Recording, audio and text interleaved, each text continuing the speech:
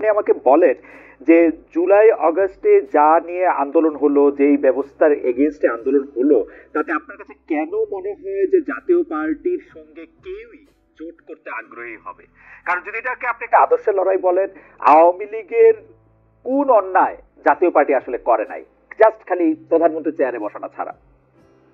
না না, আওয়ামী লীগের বিরুদ্ধে গণহত্যার অভিযোগ আছে, ব্যাংক লুটের অভিযোগ আছে, ভোটের অভিযোগ আছে। হ্যাঁ, ভোটে আপনি বলতে পারেন জাতীয় পার্টিও ভোটে অংশগ্রহণ করেছিল, অংশগ্রহণ করে 100 আসন পেয়েছে, 200 আসন পেয়েছে তা না। 14 সালের ভোটটা খুবই কোশ্চেনেবল। 14 সালের ভোট থেকেই দেশের সমস্যার সূত্রপাত হয়েছে, এবং 14 সালেই জাতীয় পার্টি দুই ভাগ হয়ে যায়। এক ভাগ ভোট বর্জন করে, আরেক ভাগ ভোটে অংশগ্রহণ করে। এক ভাগ মন্ত্রিসভায় যায়, আরেক পদ সম্পূর্ণ সংসদের বাইরে চলে যায়। এবং সেই ধারাটার কারণেই পরবর্তী রাজনীতিটা ডিকটেট করতো জাতীয় পার্টির আওয়ামী লীগ অংশটা। এখন আপনি বলতে পারেন জাতীয় পার্টিতে এমনটা হয় কেন, বিএনপিতে তো হয় না। এটা সত্য, জাতীয় পার্টিতে এটা হয়েছে, বিএনপিতে হয়নি। বাট 14 সালে এরশাদ ভোট বর্জন করেছিলেন, আপনি নিজেও সেই সময় একদম রিপোর্ট করেছিলেন এবং টক্সের কথা বলেছিলেন, এবং ভারতের পররাষ্ট্র সচিব আসছিল, তার সামনেও এরশাদ বলেছিলেন আমি ভোটে যাব না। তো এরপরে তো তাকে সিএমএইচে নিয়ে যাওয়া হলো। তো উত্তরবঙ্গের বেশিরভাগ মানে আমরা এই আলোচনাগুলি আপনার কাছ থেকে একটু শুনতে চাই, শুধু একটু জানতে চাই রাখি যে এরশাদ সাহেব কি ভোটে গিয়েছিলেন সিএমএইচে গিয়ে সেনাবাহিনী তার মাথায় পিস্তল ধরেছিল বলে, নাকি জাতীয় পার্টি আসলে ভারতমুখী দল পররাষ্ট্র সচিবের আসার কারণেই তাকে সিদ্ধান্ত বলতে, মানে ভারতের পররাষ্ট্র সচিব আসার কারণে এরশাদকে সিদ্ধান্ত বদলাতে হয়েছিল?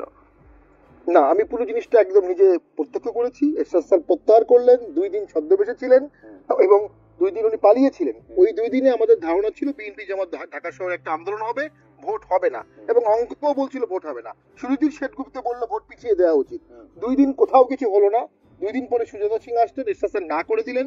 এরপরে তাকে সিএমএইচে নিয়ে যাওয়া হয়। এরপরে উনি সিএমএইচে আটক ছিলেন। এরপরে উনি সরাসরি শপথের পরের দিন ওনাকে নিয়ে আসা হয়, এবং তখন উনি শপথ করেন। শপথ হয়ে যায় সবার, ওনার শপথটা পরে হয়।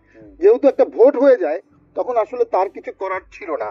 তো পুরো জিনিসটার মধ্যে আমি মনে করি হয়তোবা একটা ইনক্লুসিভিটি ট্রাই এরশাদ স্যার শেষ পর্যন্ত করেছিলেন, যে সকল দল মিলে যেন একটা ভোট হয়। উনি জেনুইন ট্রাই করেছিলেন। ট্রাইটা নানা কারণে ফেইল্ড হয়েছে। তো সেইখান থেকেই তো আসলে বাংলাদেশের সব সমস্যার সূত্রপাত শুরু হলো। আমি একমত। আমার প্রশ্নটা ছিল যে এই যে উনি এটা যে ফেল হলো, এটা আপনি যেহেতু প্রত্যক্ষ সাক্ষী, আমার কথা হলো এর মধ্যে ভারত ফ্যাক্টর বেশি কাজ করছে না আর্মি ফ্যাক্টর? না, কোনোটাই কাজ করেনি। কাজ করেছে ওই সময় সরকার। এরশাদ স্যারকে 3টা আসনে নমিনেশন ছিল, একটাতে 5000 ভোট দিয়েছে লালমনিরহাটে, রংপুরে পাশ করিয়েছে, আর ঢাকারটা উইথড্র করেছে। এটাই হলো বাস্তবতা। কোন ফ্যাক্টর কাজ করেছে এটা আমরা বলতে পারবো না।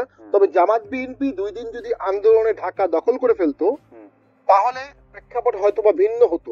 জামাত বিএনপি কেন ওই সময় আন্দোলন করেনি, এটাও গবেষণা করা উচিত, এত বড় ট্রাম্প কার্ড দেওয়ার পরও।